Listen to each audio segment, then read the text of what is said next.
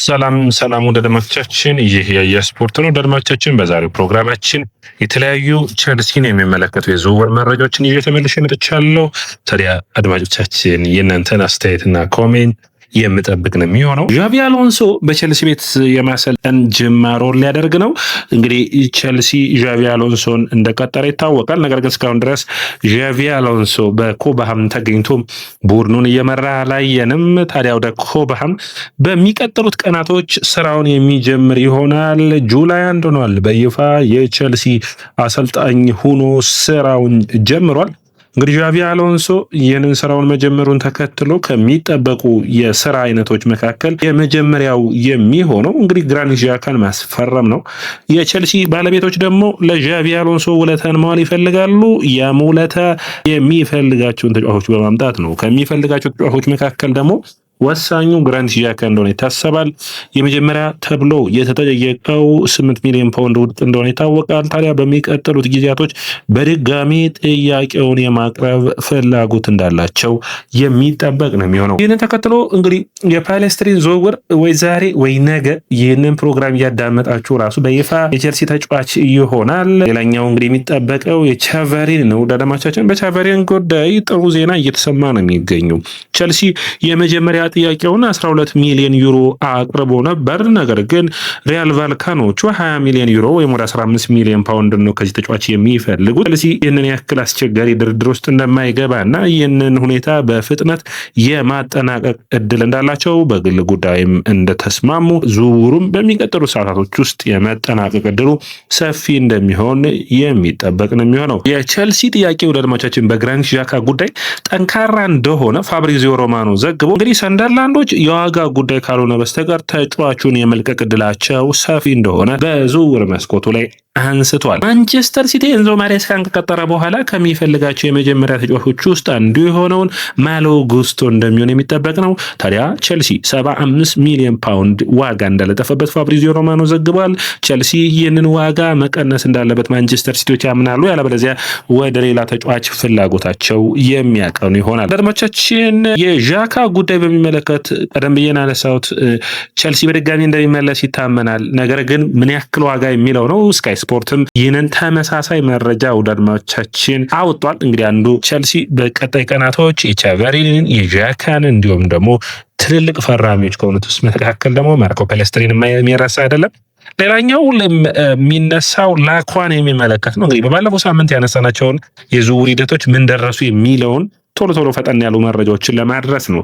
በላኳ ጉዳይ ቸልሲ ቡድን ለቡድን ንግግሮችን አላደረጉም ፓላስ እና ቸልሲ። ነገር ግን ፓላስ የቫንሄካን 52 ሚሊዮን ፓውንድ ዋጋ ይዘዋልና በዛን ያክል እንዲከፈላቸው ይፈልጋል። ቸልሲ በኔ እይታ አርሰናል ይህንን ዝውውር ሊገባበት ስለሚችል ፈጠን ያለን እንቅስቃሴ ማድረግ የሚጠበቅበት ይሆናል ብዬ አስባለሁ። በተለይ ደግሞ ሌሎች ቡድኖች ሲጠለፉ እንደታየ ሁሉ ቸልሲ ላይ በድጋሚ እዚህ ላይ እንዳይደርስ ጥንቃቄ ማድረግ ያስፈልጋል። አንድ የቁጥራዊ መረጃን ሳይወድ አድማጮቻችን እንግዲህ ፔፔ ቼቨሪንን ከማክሲም አራያሆ ጋር የሚያወዳድር ነውና እንግዲህ ቼቨሪን በምን የተሻለ ነው? ደንማቻችን አንደኛ የአንድ ለአንድ ዱዋሎችን በማሸነፍ በኢንተርሴፕሽን የተሻለ ነው። ከዛ ውጭ ደግሞ በፕሮግረሲቭ ራን በማድረግ እና ሰክሰስፉል ድሪብል በማድረግ ፕሮግረሲቭ ፕረስ በማድረግ በጣም ውጤታማ ነው። ነገር ግን ማክሲም አራያሆ ደግሞ የተሻለ ክሮስ የማድረግ እድሎችን የማቃበል እድሎችን በመፍጠር ጎሎችን በማስቆጠር ማክሲም አራያሆ የተሻለ ነው። ይሄኛው ተጫዋች ግን ጠንካራ ሰራተኛ ነው።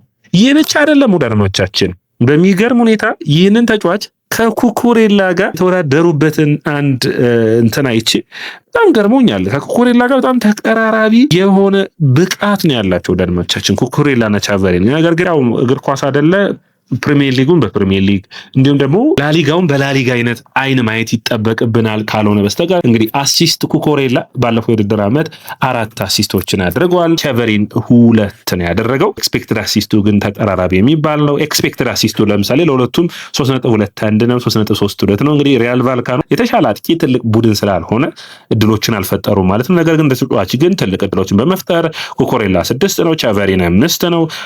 ሎንግ ቦሎችን ስታዩት 48% የተሳካ የሆነ የኩኩሬላ ፓሶች አሉ 41%። ስለዚህ ብዙም ያክል ሩቅ አይደለም። ወዳድማቻችን። ስለዚህ እዚህ ላይ ተመሳሳይ ነው። ነገር ግን በጣም የገረመኝ የመከላከል ብቃቱ ነው። ወዳድማቻችን በኢንተርሴፕሽን ከኮኮሬላ ጋር እኩል ነው፣ 0.9 ነው። ታክል በማድረግ 1.6 ተመሳሳይ ነው። ድሪብል በማድረግ 0.5 0.6 ነው። ወዳድማቻችን ክሊራንስ ላይ 2.6 ተመሳሳይ ነው። ብሎክ በማድረግም ተቀራራቢ፣ እንዲሁም ደግሞ በዚህ ቸቨሌር የተሻለ ሆኖ ይታያል። እና እንግዲህ በአየር ላይ ዱዋል የተሻለ ነው ኮኮሬላ፣ የግራውንድ ዱዋል ላይ ግን ቸቨሌር ይበልጠዋል። እና ተቀራራቢ የሆነ በጥሩ ዋጋ የሚገኝ ብዙ ሪስክ የሌለው ዝውውር ሆኖ ይታየኛል። እናንተ እንዴት ታዩታላችሁ? በግል ጉዳይ ተጠናቋል። 20 ሚሊዮን ዩሮ ወይም 15 ሚሊዮን ፓውንድ ቸልሲ ይህንን ተጫዋች የሚያመጣው ይሆናል። ጥሩ የሚባል ዝውውር ይሆናል። ቸልሲ እንደዚህ አይነት ዝውውሮችን ሲያደርግ አይታይም ነበርና እንደዚህ ቀለል ያሉ ቡድን ውስጥ ስኳድን ሰፋ የሚያደርጉልህ አይነት ተጫዋቾችን ስታገኝ በቀላሉ ዝውውሩን ማጠናቀቅና ወደ ስብስቡ ማምጣት። ነገር ግን አንድ መርሳት የለብንም ማርኮ ፓሌስትሪና ፔፔ ቻቫሪን ሁለቱን መስመሮች ይዘው ለቸልሲ ዊንግ ባክነት ማገልገል የሚችልና በኔ እይታ አሎንሶ 3-4-3 ያጫወትን በውድድር ዓመቱ ላይ የሚያሳየን ይሆናልና ተመራጭ ውጤታማ የመስመር ተጫዋቾች ይሆኑልኛል ብሎ አስበዋል። ታዲያ ሌላኛው ተጫዋች ደግሞ ጆቫኒ ኩንዳ ነው። ወዳጆቻችን ጆቫኒ ኩንዳ አሁን ኮባም ይገኛል።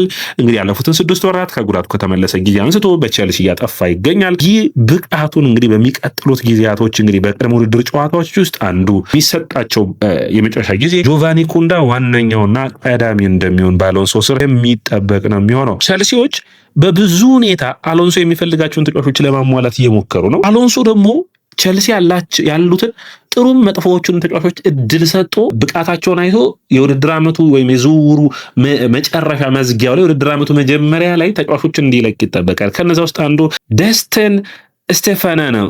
ደስተን ስቴፋን ማለት ኡዝቤኪስታናዊ የአጥቂ መስመር ተጫዋች ነው። ታዲያ ቸልሲ በቅድመ ውድድር ጨዋታዎች ውስጥ ለዚህ ተጫዋች እድል የሚሰጡት ይሆናል። ትናንት እንግዲህ ኢኳዶር ተሰናብታለች፣ ወይም በእኛ ሀገር በጠዋቱ ማለት ይቻላል ኢኳዶር በሜክሲኮ ተሰናብታለች። ይህ ማለት እንግዲህ በመጨረሻ ሞሰስ ካይሴዶ እረፍቶችን የሚያገኝ ይሆናል። ለሚቀጥለው ውድድር ዓመትም በሚገባ የሚዘጋጅ ይሆናል ተብሎ ይታሰባል። ወደ አድማጮቻችን አሁን ደግሞ በቀጥታ ወደ ቸልሲ የዝውውር ጭምጭምታዎች እናቅና። እነዚህኞቹ እንደነ ዣካ ቸቨሌር አይነት አይደሉም። እንደርመሸችን ገና ጭምጭምታ ላይ ያሉ መረጃዎች ናቸው ማቀርብላችሁ። ቸልሲ ፍሎረን ባሎጋንን የአጥቂ መስመሩን እንዲያጠናክርለት ወደ ስታንፎርድ ብሪጅ ይህንን ተጫዋች ከሚፈልጋቸው ቡድኖች ውስጥ አንዱ እንደሆነ አትሌቲክስም ትልልቆቹ የመገናኛ ብዙሃንም ዘግበዋል። ፍሎረን ባሎጋን የቀድሞው በእንግሊዝ በአርሰናል ቤት የሚታወቅ አሁኑ ደግሞ በሞናኮ ያለፉትን 2 ዓመታቶች ምርጥ ብቃቱን ያሳየ አስደናቂ ብቃት ላይ ይገኛል። በተለይ ባለም ዋንጫው ደግሞ ዳድማቻችን ጥሩ ፐርፎርማንሱን ካሳዩን መካከል አንዱ ነው። ታዲያ በሬምስ በሞናኮ ያለፉትን 3 ዓመታቶች አሳልፏል። ይህ ተጫዋች አጨራረሱ፣ ፍጥነቱ፣ ያጫወት ብቃቱ ጥሩ የሚባል ቢሆንም ሊንክ አፕ ፕሌይና ወጥነት ብቃቱ ግን ጥያቄ ውስጥ የሚገባ ነው። ታዲያ ቸልሲ በአጥቂ መስመር ላይ ያሉበትን ችግሮች ለመፍታት 2 አይነት መፍትሄዎችን ያስባል። አንደኛው ባሎጋንን ማስፈረም ነው። ነገር ግን ቸልሲ አሁንም ቢሆን እንደ ሊያም ዴላፕ፣ ኒኮላስ ጃክሰን እንዲሁም ደግሞ አሜጋ ይኖሩታልና ከነዚህ አንድ ውሳኔ የሚያስፈልግ ይመስለኛል። ዴላፕ ትክክለኛ 40 ሚሊዮን ፓውንድ ዋጋው ከቀረበ ክለቡን እንደሚለቅ በቀጥታ የሚጠበቅ ይመስለኛል። ጃክሰን እድል ሊሰጠው የሚችልበት እድል አለ። የደሞዝ ሁኔታው መታየት አለበት። አሜጋም ሌላኛው ተጫዋች ይሆናል። ታዲያ ቸልሲ ከፓሪስ ሰን ጀርመን እንዲሁም ደግሞ ከሌሎች ቡድኖች እኩል ከቶተንሃም ጭምር በባሎጋን የዝውውር ጉዳይ የሚፎካከር ቡድን ይሆናል። ሰርመቬል ለቸልሲ የማጥቃት አማራጭ ካላቸው ተጫዋቾች ውስጥ አንዱ ሆኖ ቸልሲ በጥብቅ ከሚፈልጋቸው የአጥቂ መስመር ተጫዋቾች ውስጥ አንዱ ነው። ቸልሲዎች 50 ሚሊዮን ፓውንድ ለተጫዋቹ የመክፈል ግዴታ ውስጥ ይወድቃሉ። ይህንን ተጫዋች በሚመለከት ግን ከተለያዩ ቡድኖች ጋር ፉክክር ያደርጋሉ። ማንቸስተር ዩናይትድና አርሰናል የሚጠበቁ ነው የሚሆነው። በኔ እይታ ግን ቸልሲ ሰርመቬልን ማስፈረም የሚጠበቅበት አይመስለኝም። አሊያንደር ጋርናቾና ባይኖ ጊተንስ በቦታው ተመሳሳይ ብቃት ላይ የሚገኙ ተጫዋቾች ናቸውና ዝውውር መውጣት ካለበት ቡድኑን በሚገባ የሚያሻሽሉ ተጫዋቾች ላይ መሆን ያለበት ይመስለኛል።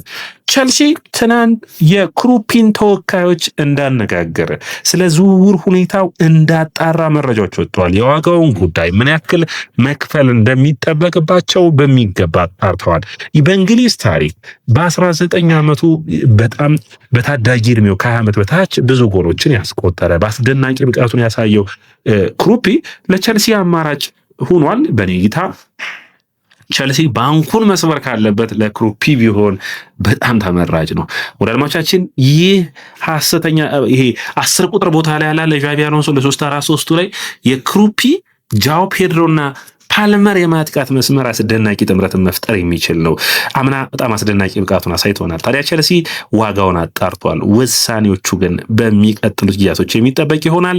ውድ አድማጮቻችን እናንተ ያያ ስፖርትን ላይክ፣ ሼር፣ ኮሜንት፣ ሰብስክራይብ ማድረጋችሁን አትርሱ።